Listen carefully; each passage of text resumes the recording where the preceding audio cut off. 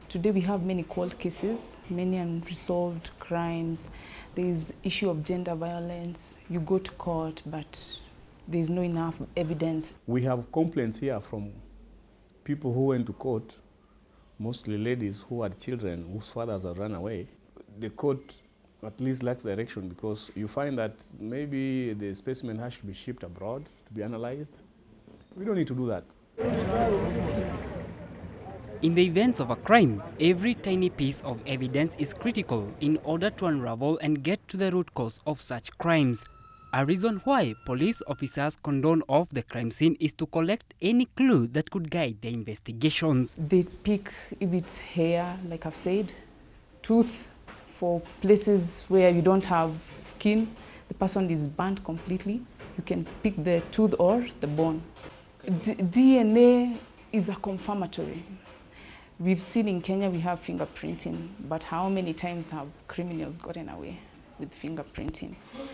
We have fingerprinting, we have firearms, or it's called ballistics, but DNA is confirmatory. Like I have said, it's unique to every individual. If I pick it, I will know it is your DNA. According to specialists in this field of crime, the country has been crippled when it comes to solving cases that require forensic tests. This emanates from the lack of a crimes lab. In some instances, evidence and investigation reports brought before the court have either taken too long or have been found wanting. This has created a backlog of criminal cases. The country is said to be in dire need of a crimes lab. It takes long for court to resolve cases. It takes long for policemen to conclude investigations. People are convicted wrongly. Somebody who raped yesterday and disappeared, and you can't prove, so you take another person for that. For the last 5 years, there have been discussions and negotiations to establish a forensic lab, but they are yet to yield much. Lack of a political will is pointed out as the greatest stumbling block. DNA forensic lab, remember the Anglo-Lysic scandal. It was so politicized, and I don't know what happened. Maybe the approach and maybe the modality of doing it was the one that was compromised. But Kenya needs a forensic lab like yesterday. It's estimated that every day over 100 cases that need scientific tests do occur. In most complicated cases, samples have to be either flown out to South Africa or foreign experts being flown in to assist in unearthing the twists of crime. Instead of what you just simply do is, because we don't have a lab, you can find somebody flying from UK to come here. It's just a waste of time because she's just flying in and going back with the specimen. And the same specimen. You would fly in to team up with the local experts to be in this lab to finish this work here.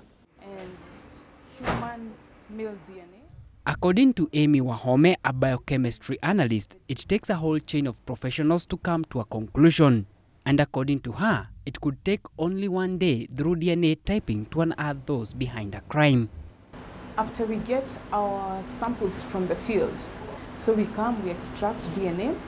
So from there, you can be able to extract DNA, maybe those difficult samples or the simpler ones, which is hair, spit, or blood. From there, when you get your DNA, you can take it the whole process workflow, where you quantify that particular DNA. We want to get the right quantity and the right quality of the DNA. From there, after you quantify, you take it for amplification so we can get more copies of that DNA so that we can make our results more clearer. Then from there, we take it to the genetic analyzer, the 3500 series. From there, we have a software that is used to do that work, which can now give us clear results, the match of this sample to a relative, that this is the correct type of DNA. Yes. The whole process, how long will it take? Give it a day. Yes. If the DNA is not a difficult type of DNA to get, you have to get the right quantity of DNA. Yes. As per now, only one lab exists in the country that could carry out the DNA experiments, and it's overwhelmed. Currently, we have the government chemist of Kenya that is doing human identification work. So we need more labs set up because the population, the Kenyan population is quite huge. We need labs to cater from people from northeastern to central to coast, Kisumu. We need labs in all these areas. Despite the country having enough specialists to deal with crime, a holistic training is required if a crimes lab was to be established today. We will need a lot of public education seminars to tell people not to rush there. We need the first officers, people who are trained to collect DNA. There's something called chain of custody, which is very important.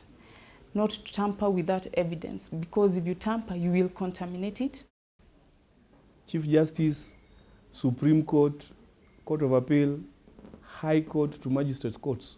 These people should have at least a 6 months training on forensics so that they understand the aspect of forensics in court.